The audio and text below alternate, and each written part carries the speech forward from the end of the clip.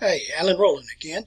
My presentation today will deal with United States Army Air Corps military patches. And I'll tell you right up front, this lengthy presentation, if you have no interest in the military, this presentation is probably not for you.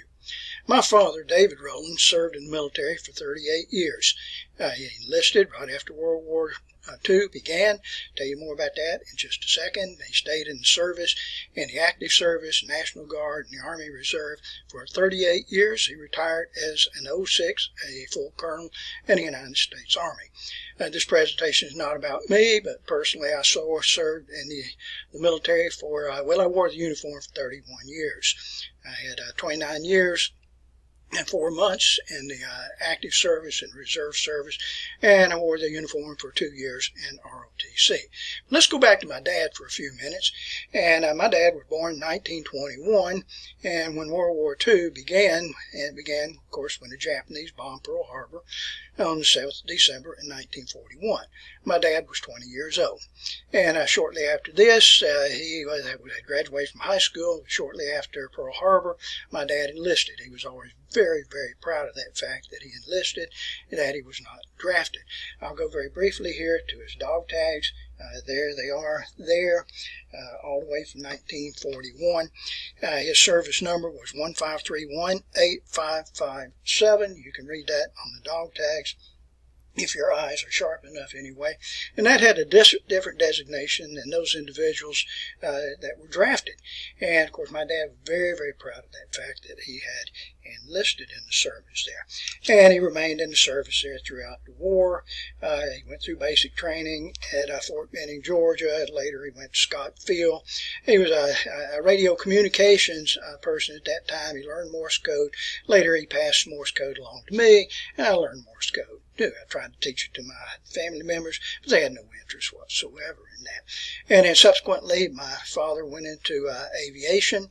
At that time in World War II, we had no separate United States Air Force. That would not come into the administration of Harry Truman, but the air element fell under the Army.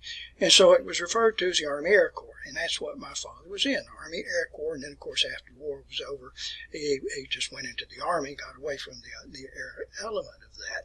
Alrighty, so anyway, that's his situation there. And I want to share a couple of things with you here. These are some of the yearbooks. It's just like a annual high school yearbook. Let me get it right side up here. There we go. This is what it looks like. Not very impressive with that. If you go to the inside of it, no designated pages here. You can see some of the photographs, of 1941, 1942. And let's see if I can find a photograph of my father here. And here he is right there. There we go. I kind of feel like Donald Trump up here holding these things up in front of you. No, this is not an executive order. Here's another yearbook here from about a year later. You can't tell much from the outside cover.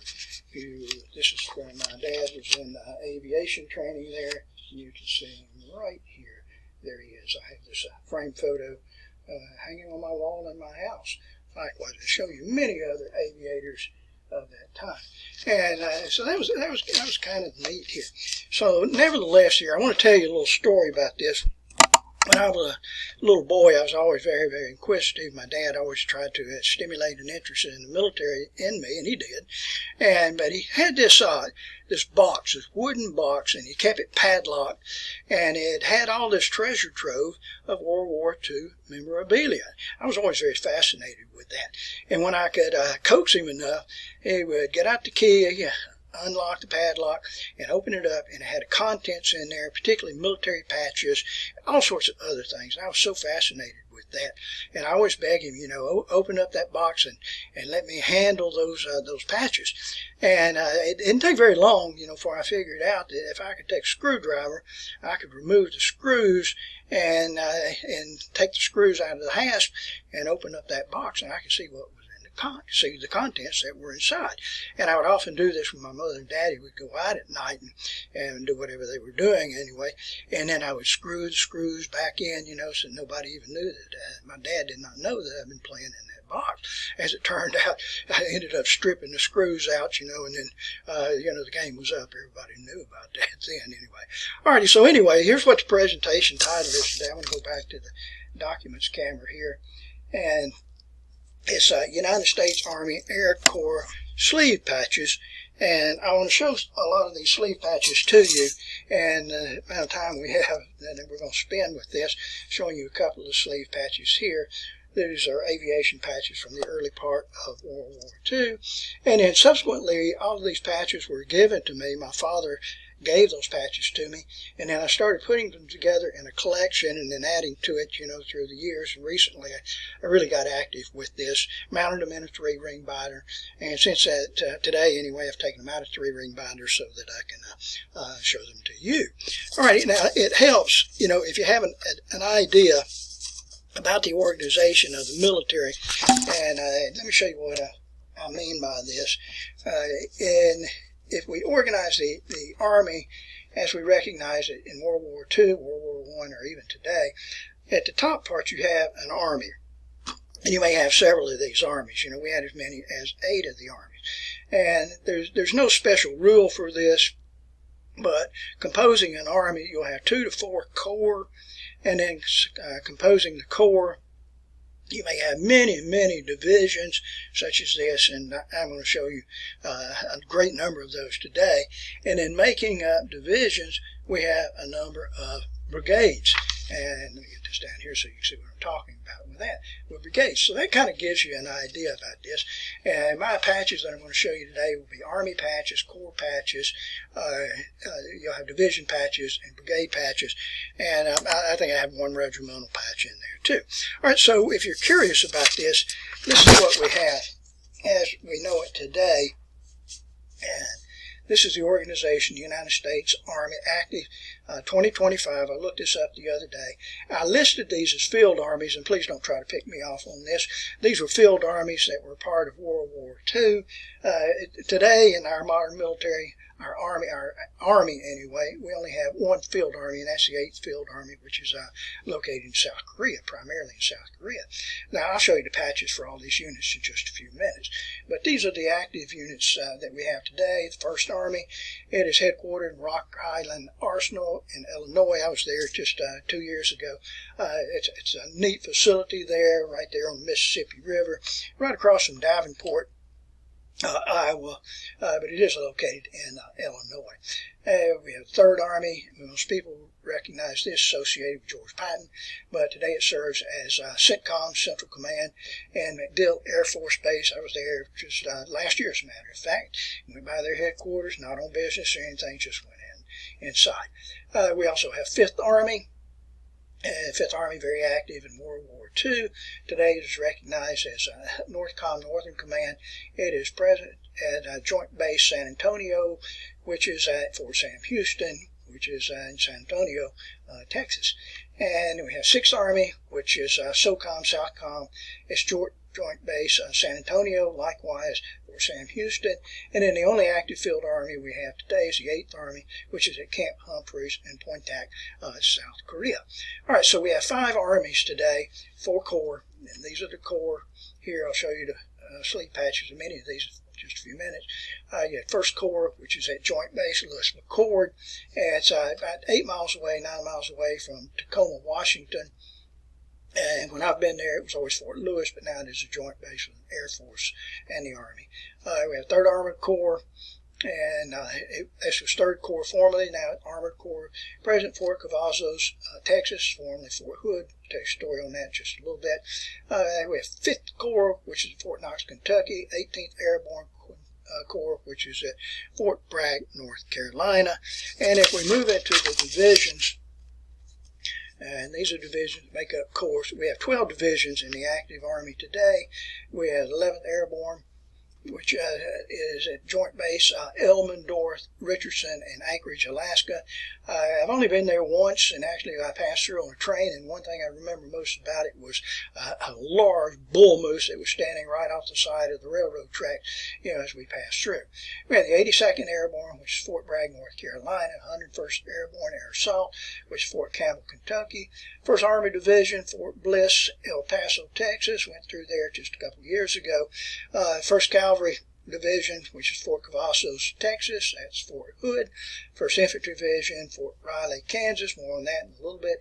2nd Infantry Division is Camp Humphreys in South Korea. 3rd Infantry Division, which is Fort Stewart, Georgia. That's where Savannah, Georgia is located. 4th Infantry Division is Fort Carson, Colorado, in Colorado Springs. 7th Infantry Division at Joint Base Lewis McChord.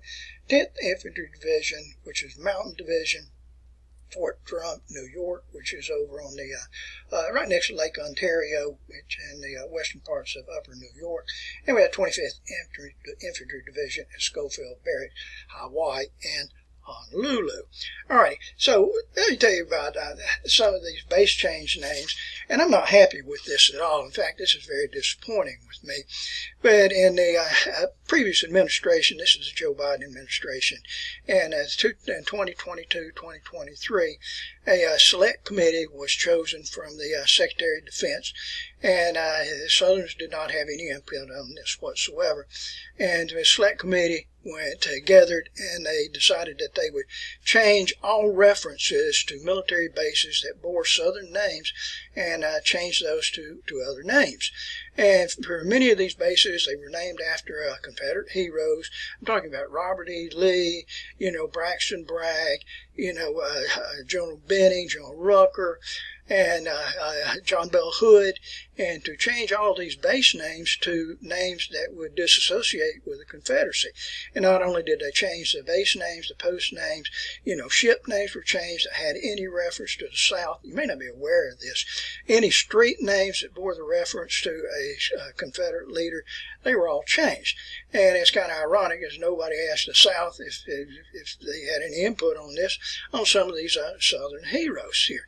And so anyway, all those names were changed to crazy names that nobody recognizes to this day. So anyway, I'll try to point out some of those as we go through this.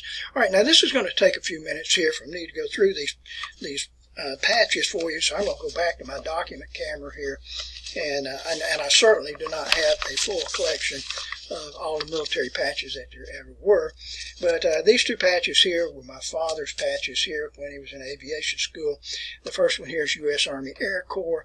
All of these are World War II original patches. This patch here, all these sleeve patches are worn on the left sleeve.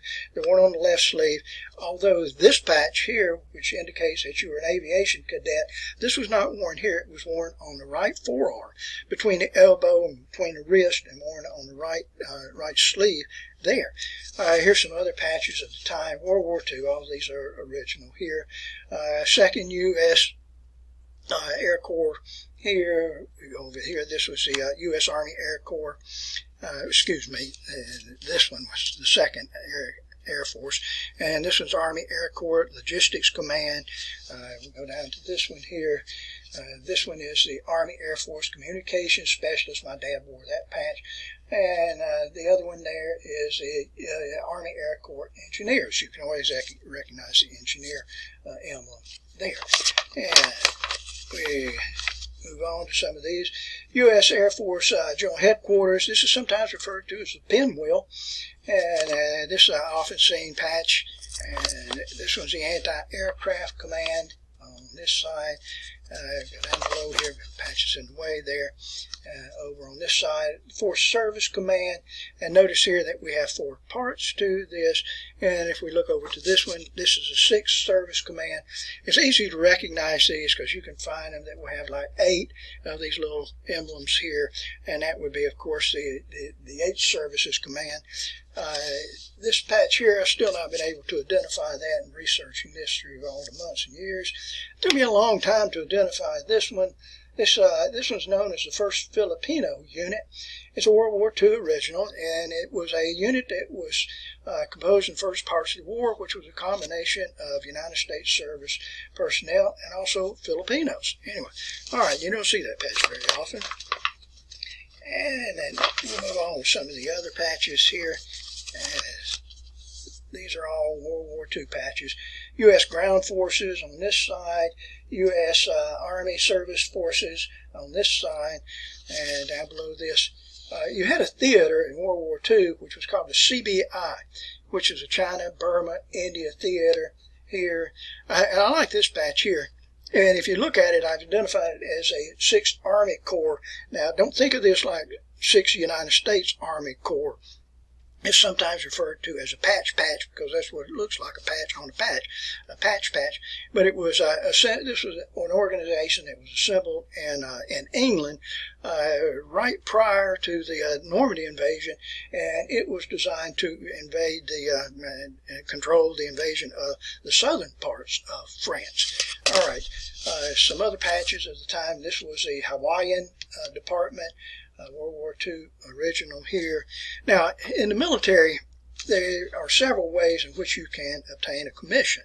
And many people go to West Point, United States Military Academy at West Point, fine service school. I've known many of my fellow officers, that were West Point graduates, and I always liked those guys. And the other method, you could go through an ROTC program, Reserve Officer Training Corps, and that's what I went through. And this was the patch that I wore when I was in ROTC and Reserve Officer Training Corps at the University of Alabama. And I wore that patch 1969, 1971 when I was commissioned. Another method in which you could obtain a commission was to go through the Officer Candidate School, OCS, and that's the patch that OCS wore. I remember being in my ROTC basic camp at Fort Benning, Georgia, at the same time that they had OCS schools going on there, and there was always big rivalry between OCS and the ROTC. Many of the OCS people were former enlisted individuals. Saw this patch quite a bit in my service time. U.S. Army Medical Command. And anyway, all variations of that. All right, let's see what else we have here. Now, I want to go into the Army patches. I mean, literally the Army patches, like 1st Army, 2nd Army, 3rd Army, 4th Army. This is 1st Army patch, which is here. You can find that at Rock Island Arsenal today. But 1st Army was instrumental in World War I, World War II, Korean War, Vietnam War. Today it's a part of the Mobilization Readiness and Training Command. So it's still active today. This is a 2nd Army patch. This is an original World War II patch. 2nd Army. It was active in World War II. It was later stationed at Fort Belvoir, Virginia, which is south of Washington, D.C. in Arlington, and it is no longer activated. And we have 3rd Army, which is often associated with George Patton. World War II, of course, today, as I told you a few minutes ago, it is a part of CENTCOM, Central Command, that is responsible for military operations in Africa, Asia, and in the Persian Gulf. Here's the 4th Army patch here, which was quite active in World War II, Korean War, Vietnam War, but it was inactivated in 1991. 5th Army patch is here. It's still active today. As mentioned to you earlier, it is part of Joint Base San Antonio. It is NORTHCOM, Northern Command, today. Very active World War II. One of my friends, Jordan Heights, did a recent study on the Italian campaign, and he may share some of that on YouTube with you sometime. He's produced a very, very elaborate map showing you some of the campaigns that took place in the Italian campaign in World War II. All right, other patches here. This is a 6th Army patch right here. They were part of World War II. Today it is Southcom. It shares with 5th Army at Joint Base San Antonio and Fort Sam Houston in San Antonio. All right, this is 7th Army patch. This is World War II original. It was active in World War II, particularly in France, and it later became associated with USRA. I'll show you a patch on that, United States Army, Europe, in just a little bit. Here's another 7th Army patch. These are, you can't see it very well here, but these are the subdued patches. You know, if you go into a combat zone, you don't want to wear the bright patches here because it stands out so much, and so you wear these subdued patches, and it's more of a camouflage to that. That's 7th Army. Here is 8th Army. This was a World War II original, and mentioned earlier, it's at Camp Humphreys today, but it's also a joint base at Lewis McChord. This is in South Korea. It is in South Korea. It's our only field army, to reiterate that, that's in the United States inventory today. All right, so let's go into some of the corps, and we have 9 corps to address. This is the 1st Corps. It's recognized as America's first. It's located at Joint Base Lewis McChord, active in World War I, World War II, Korean War in Iraq, and the global war on terrorism. This patch is remember, these are worn on the left sleeve, and this is a 2nd Corps patch.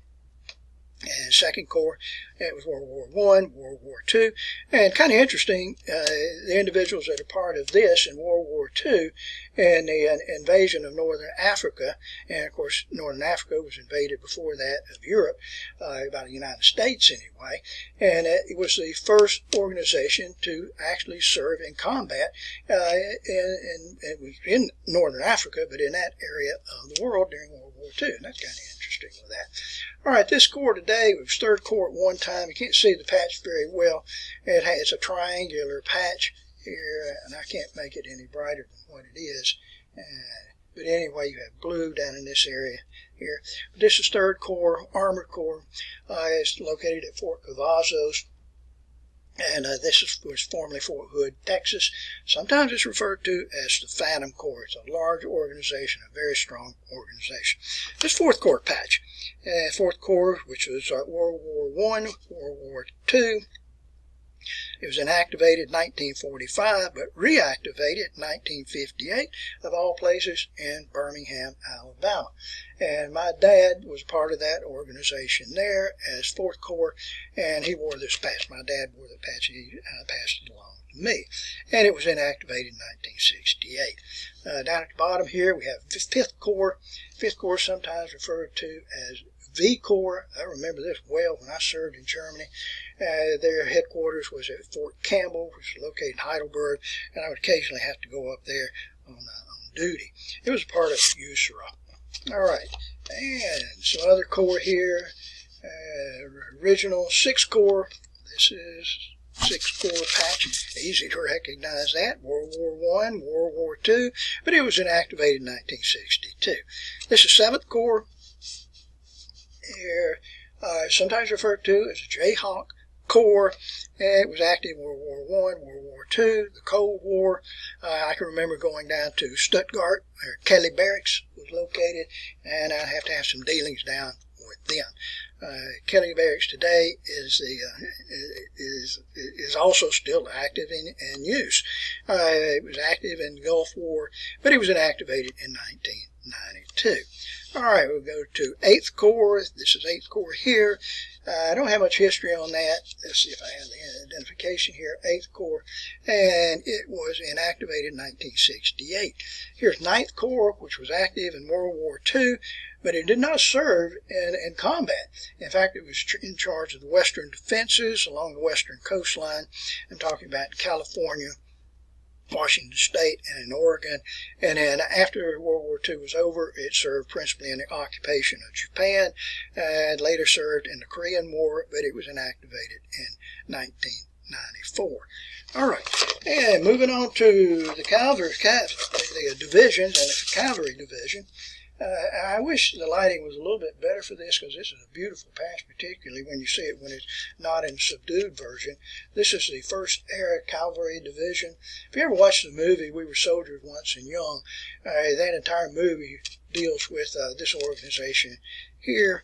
And if you read what it says here, this patch was given to me by a specialist 4th class, who I think is a staff sergeant now. He may even be a sergeant 1st class. Skylar Ratcliffe, he was a student of mine, and he served in Iraq. And in 2011, while he was on a combat patrol, his vehicle was destroyed. He was wearing that patch at that time, and he passed the patch along to me. I love this patch. It's one of my very favorite ones. It's 11th Airborne Division. Notice here it is Arctic, and it's airborne, and it's Arctic. They call them the Arctic Angels, which is active today. At Fort Elmendorf, Richardson, and Anchorage, Alaska. And you got to realize with the military today, we try to cover all aspects of a combat environment. And you'll see in a few minutes here from mountain regions, and then we have the Arctic region, and of course you have the SEALs. It will take care of the ocean environment there. We have tropical divisions. It's just all elements that you can think of. The military has tried to make preparations for this in case of need. And that's what the 11th Airborne Arctic Division is designed for. Okay, down below this, 2 very popular divisions, well known. We have the 82nd Airborne Division, and it's mostly in Fort Bragg right now. Fort Bragg, which is in North Carolina, part of the 18th Airborne Corps, quite active Air Force One in World War I, World War II. Its counterpart here, the 101st Airborne Screaming Eagles at Fort Campbell, Kentucky, and their air assault unit. Both of those organizations are fine organizations. All right. 18th Airborne Corps, which is at Fort Bragg, North Carolina. These are Sky Dragons. You can see the patch here. This unit no longer in the active service here, which is 17th Airborne Corps, sometimes referred to as the Golden Talons. And 17th Airborne, it was inactivated in 1949. Down below this, and let's get it where you can read this. The 173rd Airborne Brigade, these are Sky Soldiers, and they were quite active in Vietnam War, and also, I think it's World War II also, but today they're headquartered in Vicenza, Italy. They're part of the European Command. I like this patch too, very colorful patch. It's the 5th, here it's the Special Forces Airborne, 5th Special Forces, and 5th Special Forces Group Airborne, and it is headquartered today at Fort Campbell, Kentucky. It was instrumental in Vietnam. It's part of CENTCOM today, also SOCENT, which is Special Operations Command Central. All right, so we'll move right along with some of the divisions, and this is going to, we'll have a number of these divisions. We'll try to go through them rather quickly. 1st Infantry Division, the big red one, there it is. They're headquartered today at Fort Riley, Kansas. When I went through my advanced ROTC training, they were the ones that were responsible for our training. And been around for a long time, World War I, World War II. And it's a part today of the 3rd Cavalry Corps, out of Fort Cavazos, but this is stationed 1st Infantry Division, is at Fort Riley, Kansas. All right, we had the 2nd Infantry Division. Here it is here. The Indian Head Division, nice patch, good size patch here. I don't know if you can tell that very well. And it is primarily at Camp Humphreys in South Korea, and part of the organization is at Joint Base Lewis McChord. We had 3rd Infantry Division. Right here, the Rock of the Marne, it's sometimes referred to as, and that's the 3rd Infantry Division. It's headquartered today in several places, but mostly it's at Fort Stewart, Georgia. That's in Savannah, Georgia. It's part of the 18th Airborne Corps, and instrumental in World War I, World War II, the global war on terrorism. Some of you may be familiar with one of the most decorated heroes of World War II, Audie Murphy. Audie Murphy was in this organization. I've known a lot of people here from the 4th Infantry Division. This is a subdued patch. That's the 4th Infantry Division. sometimes called the Ivy Division, and you wonder why Ivy Division. If you look at the emblem, you have ivy leaves that are present right there, but look at it, it's the 4th Infantry Division, and what are the Roman numerals for 4? It's IV. There you go. You got it. So the Ivy Division there. And for the 4th Infantry Division, World War I, World War II, Vietnam War, the War on Global Terrorism, served in Iraq, Afghanistan, headquartered today at Fort Carson, Colorado. That's in Colorado Springs. There's a big base there. It's a joint air and Army base today. Down below this, we have the 5th Division, the Red Diamonds. The Red Diamonds, World War I, World War II, Vietnam. But in 1992, it was reflagged. It became a part of the 2nd Airborne Division, which is the 2nd Armored Division, and 2nd Armored Division, which is no longer active today. All right, moving on. And some more divisions. This is the 6th Infantry Division, active World War II, World War I, and let's see here. It was activated in 1994, and I want you to look at this, and I certainly don't mean this to be derogatory by any means, and particularly in this current era of people being so politically correct with everything, but notice the emblem here is a red star. Well, I hate to inform you this, but a red star is also the emblem of the Soviet Union, Communist Soviet Union, also Communist People's Republic of China. So it kind of looks like it is communist. And it just so happened that there were many people of the Jewish faith that were a part of this organization here. So some people, this was not nice, referred to them as the commie Jews. And I don't like that at all. This unit here, 7th Infantry Division, still active today, was present in World War I, World War II. It's headquartered today at Joint Base Lewis McChord, which is near Tacoma. We have the 8th Infantry Division, which are the Pathfinders. I can remember this, and it's no longer active, but that's what the patch looked like. The 8th Infantry Division, World War I, World War II, Operation Desert Storm. It was inactivated in 1992. One interesting thing about this organization is, and you may not be aware of this, but in 1918, 1920, we had United States forces that were occupying certain portions of Russia. At that time, you probably were not aware of it. And it was part of this unit, the 8th Division, that served with polar bears. And I'm talking about literally polar bear soldiers. That's what they refer to as, in the occupational parts of Russia, not the Soviet Union. Soviet Union was not created at that time. All right, we get the 8th Infantry Division here, World War I, World War II.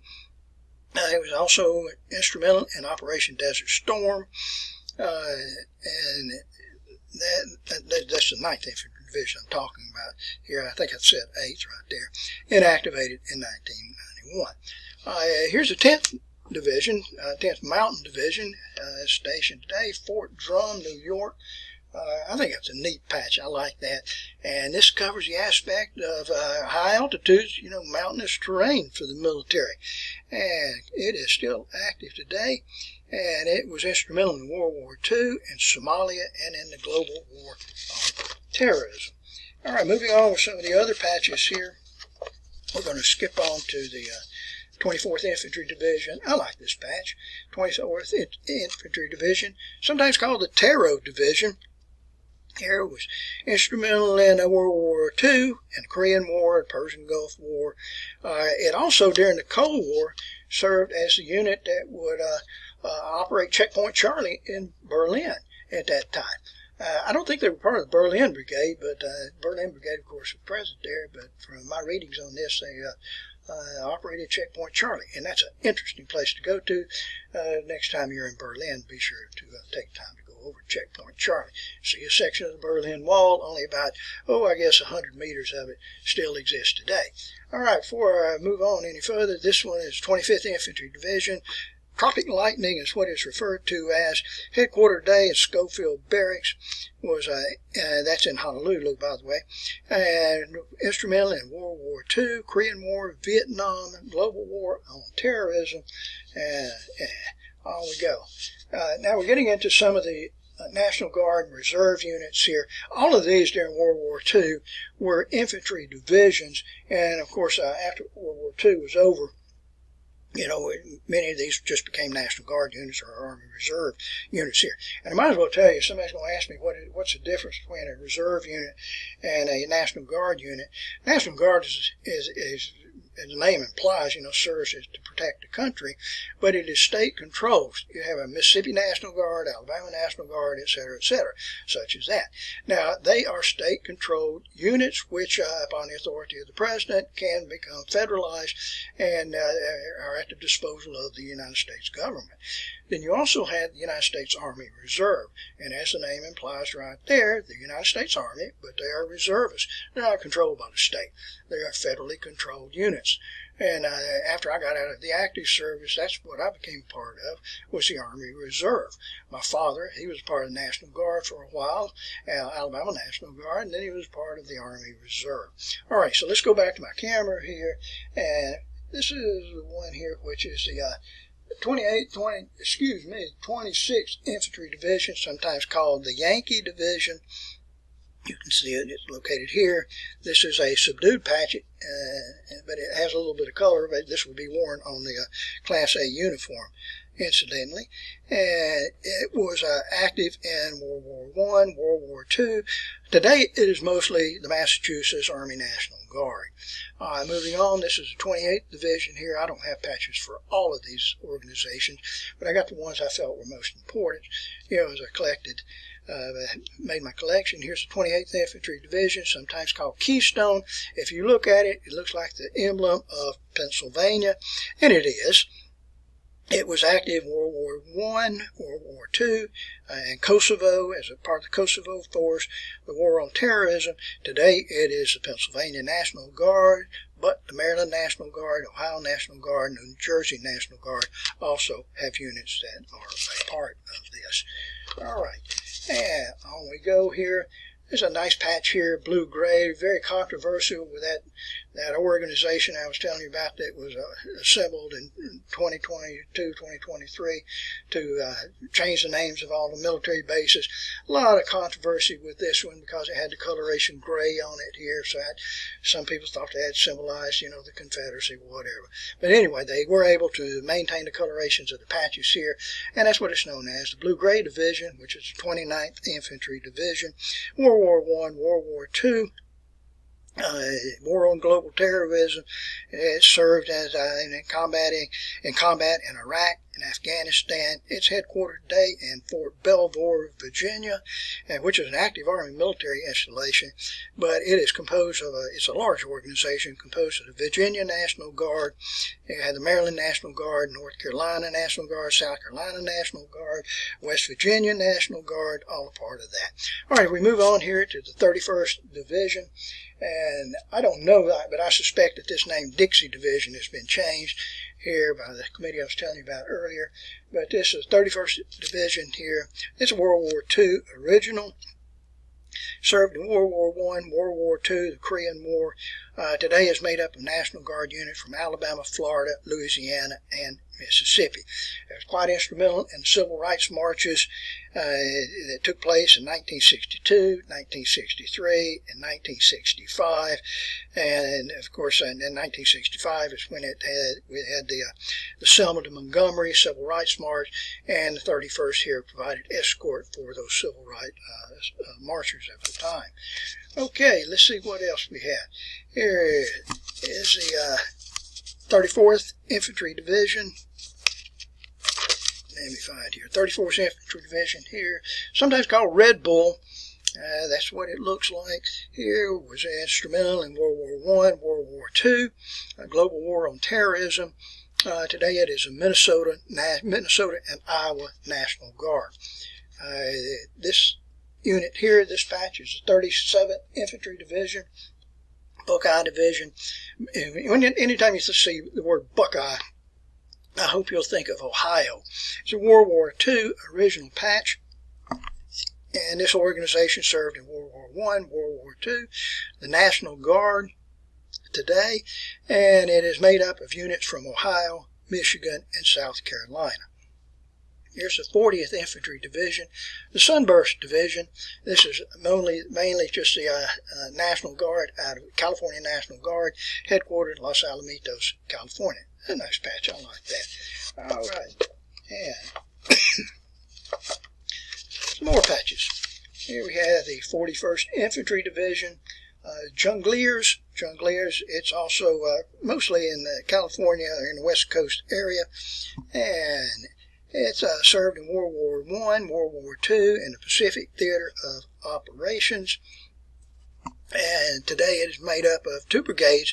One of the brigades is the 41st Infantry Brigade in Oregon, and then we had the 81st Infantry Brigade in Washington State. This is a Rainbow Division, 42nd Infantry Division. It served in World War I, World War II, Gulf War on terrorism, and today it is mostly New York National Guard. Down below this, and I always like this patch, 45th Infantry Division, and World War II. Let's see if I can get to label this so that you can read it. 45th, World War II.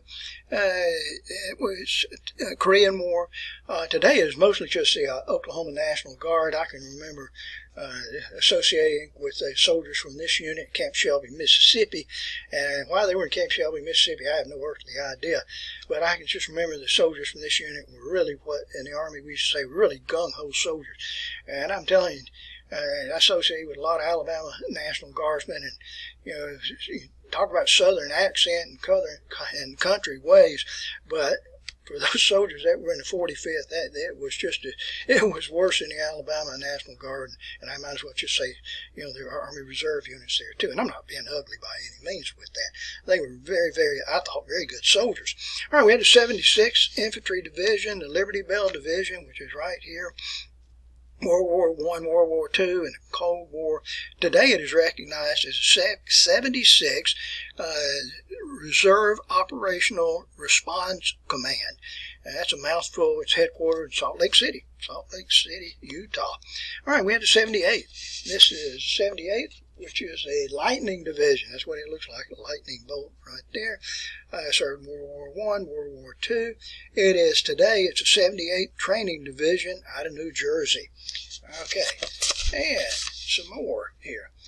This is a subdued patch of the 81st Infantry Division. They called them the Wildcats. I wore this patch for several years myself.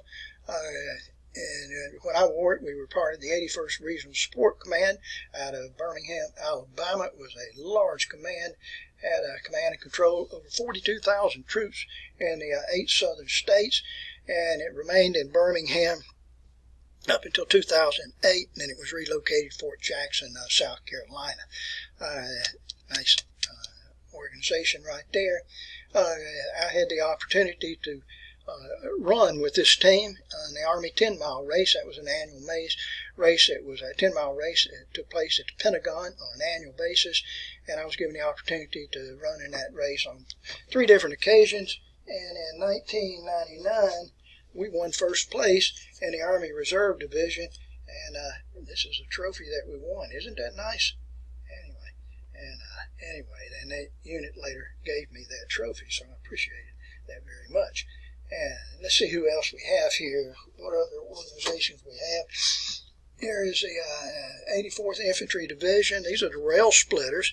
I like this patch. It's a World War II original patch. They served in World War I, World War II, Operation Desert Storm. Today it is the 84th Training Division out of Fort Knox, Kentucky. And of course there it is. And moving on, we have the 90th Infantry Division. And these are the tough hombres. Tough hombres, there it is. And it served in World War I, World War II. Today it is known as the 90th Sustainment Brigade. It's an Army Reserve organization. It's made up of units out of Arkansas, Oklahoma, and Texas. Excuse me, talking too much. 94th Infantry Division. Here is a patch. This is a desert camouflage, or desert subdued, and known as a Pilgrim Division. Pardon me. talking too long here. You sometimes see this patch in earlier patches anyway that will have a outline of a pilgrim on the patch, but in this particular one it's just the 94th. Give you a little history on it: World War I, World War II. Today it is the 94th Division Force Sustainment. It is present at Fort Gregg Adams, Virginia. I haven't been to Fort Gregg Adams, Virginia under that name. Formerly it was known as Fort Lee, named for Robert E. Lee, but the renaming committee took the name Fort Lee out and made it Fort Gregg and Adams. Never heard of those individuals. All right, down below this we have the 95th Infantry Division, sometimes called the Victory Division. You can see the 9 and the V, so 95 Victory Division here, and 95th served in World War I, World War II. Today it is the 95th Training Division out of Fort Sill, Oklahoma. All right, and some other units. This is the 100th Division, sometimes called the Century Division. I didn't write that out. Here is the colored patch. And for the Class A uniform, then the subdued uniform for your battle uniform. And I wore these patches for about 2 years when I was part of the 100th Division. At that time, they were headquartered in Louisville, Kentucky. Today, they're headquartered at Fort Knox, Kentucky. We spent a lot of time at Fort Knox with the 100th Division. They were important in World War I, World War II. And still active today at Fort Knox here. And we have this unit, which is the 121st Army Reserve Command. I did not have a colored patch to this. This is the subdued patch, for the battle uniform. And notice there, this was headquartered in Birmingham, Alabama. And notice you have Vulcan. You have the Vulcan torch. You can see it right there. It was replaced by the 81st Regional Support Command. But anyway, it was a large organization, good organization. 7th Signal Brigade. This is the subdued patch here. I wore this patch in 1972 to 1973 as part of 7th Signal Brigade in an active army in Germany. Down below this, 35th Signal Brigade. Here it's a lion's head. You can't really tell it on the subdued patch there. 35th Signal Brigade. They are active today at Fort Bragg, North Carolina.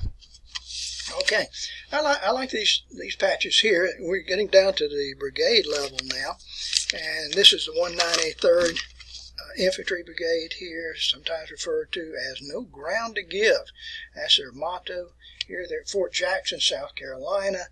This one here is the 197th Infantry Brigade, Sledgehammer, or Follow Me. When I went through basic training at Fort Benning, Georgia in 1969, this was a unit that provided basic training for us. Down below this, I love this patch here, and this patch is the 3rd Cavalry Regiment. Here are the Brave Rifles. They're at Fort Cavazos, Texas, at Fort Hood, Texas today. They were instrumental in the Indian Wars, the Mexican Punitive Expedition, the Philippines War, Spanish-American War, World War I, World War II, the Gulf War. They fought in Iraq, fought in Afghanistan. George Patton commanded this unit for a while. Jonathan Wainwright, a true hero of Bataan and the Bataan Death March, he was commander of this unit at one time. And today it is part of the 3rd Armored Corps. You see this patch often. It is a National Guard patch. It's basically the Alabama National Guard today. It was known as 167th Support Brigade. Today it is recognized as 167th Theater Sustainment Command. All right, and moving on here. At one time we'd see this patch every day. And this patch is for United States Army Europe, USARA. USARA patch, and it was represented European Command at that time. This patch, very similar to this, is United States Army USARA patch, but it's the Berlin Brigade. And Berlin Brigade, let's see if I have some history on that with the Berlin Brigade, and I just do not see that right off the bat here. All right, so down below this we have, excuse me, and this one is different from the Army patches, and that is intentional. This patch here is 1st Marine Division, and I had to throw it in. Number one, I like the coloration of the patch. It's a beautiful patch. 1st Marine Division was active in World War I, World War II, Korean War, Vietnam War, the Gulf War on terrorism, headquartered day at Camp Pendleton. And the reason I have this patch, one of the most instrumental individuals in my life was a college professor of mine by the name of Eugene Sledge, Dr. Sledge at the University of Montevallo. And he wrote this book called With the Old Breed, and it's one of the greatest books about marine life in World War II. It's kind of a biography, autobiography about this. Some of you may have seen documentaries on Gene Sledge. History Channel did a documentary on him. With the Old Breed was the name of it anyway. Sledgehammer with the Old Breed. If you watch the series on the Pacific, he was a very important figure in that individual, in that series there. And then later he earned his PhD in biology. He became a biology professor at Montevallo.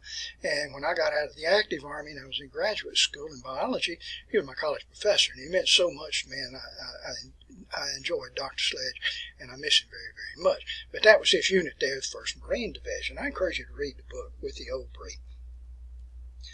This patch on this side is 23rd Infantry Division, sometimes called the Americal Division. I like the patch. Beautiful, beautiful coloration there to the patch in the Americal Division.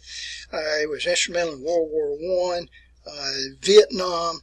It was inactivated in 1971.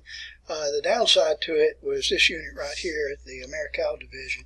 Some of you may recall that unnecessary tragic event that took place at My Lai in Vietnam in 1971, where 500 and some odd Vietnamese were innocently murdered there, and by the United States members of the 23rd Infantry Division, Americal Division. And so that was a real blemish for them. All right, the other patch I was going to show you, this is the last of the patches anyway, associated with Vietnam is the Military Assistance Command Vietnam, MACV. And this was a patch that was worn by the headquarters units of General William Westmoreland in Vietnam. General Creighton Abrams in Vietnam also wore that patch. All right, now I said it was the last patch. It was the last Army, let me just take it back. It was not the last patch here, because those were all infantry, and now I want to get into some of the armored ones. I don't have very many of these. Old Ironsides, this is 1st Armored Division. And it's the only active armored division that we have in our inventory today on Ironsides, headquartered at Fort Bliss, Texas, outside of El Paso. 2nd Armored Division here is Hell on Wheels, and is also a World War II original patch. It was instrumental in World War II, Europe. It was at Fort Hood, Texas, and it was inactivated in 1995. 3rd Armored Division, Spearhead Division here, was also in World War II in Europe. It was inactivated in 1992. And some of you may recognize this patch if you looked at the sleeve patch of Elvis Presley when Elvis Presley went into the service, and he was part of the 3rd Armored Division, Spearhead, and you'll see him wearing that patch. And that's kind of neat. All right, we had the 12th Armored Division. This is I'm not sure if that's World War II or not. I don't think it is. But they were active in World War II, sometimes called the Hellcat Division. Suicide Division, it is an original World War II. I'm sorry. Apologize for that. And it kind of interesting here is that it had African Americans in the 12th Armored Division. And in World War II, that was just something that was not heard of very often, because African Americans served in support roles rather than in combat roles. But in the 12th Armored Division, they were an active part of that, and that's pretty neat. 13th Armored Division here, the Black Cats. This World War II original. Served in World War II, obviously, and were activated in 1952. Here's the 14th Armored Division. They were known as the Liberators, serving in World War II, and then activated in 1945. I like this patch here, because I have a special fascination with the 7th Cavalry Regiment. Some of you may recognize this, and that is a regiment of George Armstrong Custer. Lieutenant Colonel Custer, who had been Major General, Brevet Major General Custer during the Civil War, but most of his unit was annihilated by a combination of Sioux and Cherokee Indians. I didn't mean to say Cherokee, I meant to say Cheyenne Indians, at the battle that took place at the Little Bighorn River. And, of course, their motto is Gary Owen. You can look that up for Gary Owen and the song to Gary Owen. But the 7th Cavalry, and this was a disgrace, got their payback, so to speak, toward the Sioux Indians at Wounded Knee, in about 1890, I believe it was there. But this is a patch of the 7th Cavalry Regiment. All right. Okay, and a couple of Air Force patches here. This patch was given to me by an Air Force major who was part of the, what am I trying to say here? It was out at Biloxi Air Force Base, Hurricane Hunters. He was a Hurricane Hunter pilot, and he gave me that patch. Military Airlift Command, the MAC. This patch was from Vietnam era anyway, the Moonbeam, United States Air Force 7th Airborne Command and Control of Vietnam. These are all Tactical Air Command, both of those patches here from Vietnam. And let's see here. And just a few more here. I'll bet you did not know this, that Alabama has a state defense force. I'm not talking about the National Guard. I'm not talking about the active services either. But this is the Alabama State Defense Force, made up mainly of elderly former officers and I guess enlisted personnel. But they wear their old uniforms. My dad was a part of this. Wear their old uniforms, attached to their nameplates, and of course you have this Alabama State Defense Force. Wear that patch on your left sleeve. All right, here's the Army 10-miler patch. I was telling you about the Army 10-mile just a little bit ago. Army Reserve patch. Okay. Yeah, let's spend a few minutes here, go through some of the military ranks. And these are all Army here. I think I have one exception. When you enter into the Army, you're a private E1. E means enlisted, E1, and you wear no rank. And if you stay in the service for a short period of time, you'll become a private E2. And that's the patch right here. Some people refer to it as mosquito wings. Private first class is here. All right. A lot of these patches date back to the 60s or 70s. This patch is an E4 corporal, as a junior non-commissioned officer. Here is also a junior non-commissioned officer, as a sergeant, E5. Down below this, we have a staff sergeant. This is E6, 3 up, 1 down, 3 up, and 1 rocker there. All right. And we have sergeant first class. This is E7, E7. You might find this as a platoon sergeant or as a company sergeant. You have master sergeant, 3 up, 3 down, 3 up, 3 rockers right here. And if you have a diamond here, it is a first sergeant. And if you have a star here, it is a sergeant major. And then you can also have a sergeant major of the Army. All right. Very common patch, particularly during the Vietnam era. You have specialist fourth class. We always call them Spec 4s or Speedy 4s. You had Spec 5 here, Specialist 5. This is an E5 patch. You could even have, a Specialist 6 class, I'll say Specialist 7th class, or even 8th class. All right. One Marine Corps patch. And this is Marine Corps Lance Corporal rank. And over here, these were worn in the 1960s. See how small it is? Showing you the corporal patch. Down here, we have staff sergeant patch in the 1960s. Here's a khaki uniform, Class B uniform, showing you the captain's rank. Notice here, and most of you that view this, you probably were not in the military in the 1960s anyway, but they had the white symbol of the rank here rather than having a black or a silver or something on that. But that was captains on the Class B uniform. On your fatigue uniform, you also had the white rank insignia here. This is in the 1960s. Both of those were from my father. Okay. And these are officer ranks. And these are second lieutenant right here. Some people call him butter bar. For a second lieutenant, you took offense at that. I always did anyway. Here's first lieutenant and captain. All right. This is getting into 1970s until, actually current times. Here's major, which is a 04. Captain was a 03, 02, 01. And finally lieutenant colonel, 05 here. And colonel, 06. All right, these are service branches here. Signal Corps. This is military police. Military intelligence is there. Now down below this, Inspector General. I served as Inspector General for 5 years. I don't know if I'm proud of that or not. Yeah, actually I am. It was good duty. I like that. And we had transportation service right there. General staff. All right. And let's see if I have some more here. These are just a few patches that were. The Army began a program in 1980s anyway to promote physical fitness and promote running. And they started, it was called Run for Your Life Club. And if you ran 100 miles, you had to keep a record of this. And they gave you a little form, you keep records of it. And if you ran 100 miles over a period of time, then you earned this patch. You couldn't wear it on your uniform. You could wear it on your PT uniform, but you couldn't wear it on your regular dress uniform or your fatigue uniform. And if you made it to 300 miles, you got this patch. 500 miles, 750, 1,000, you got that.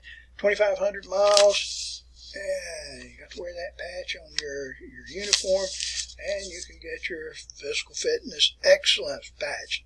And that wouldn't get you anything other than, you got a little few bragging rights with that. All right, and we'll close out with this. This was a emblem of military intelligence, and it was my dad's, and this was worn in the 1960s. My dad served on general staff. You wear this on your uniform. These are just name patches here. It's kind of like the current ones that we have here. Most of them are embroidered today, but just the issue ones are like this. In the 1960s, they had white name tags here. This one is moved out of place here, showing you transportation service from 1950. I think it was 1960s. I wrote it 1950s. I believe it was 1960s. Here's the airborne patch. I was not airborne, and my dad was not airborne, but those are airborne patches. I did make 6 skydiving jumps, and I don't know why I did that. That's stupid, jump out of a good airplane. But anyway, got that out of my system, never do it again. And here we have, this is kind of interesting for those of you who have been in service for a long time. We wear the laminated plates today on your Class B uniform, and it has your name on it.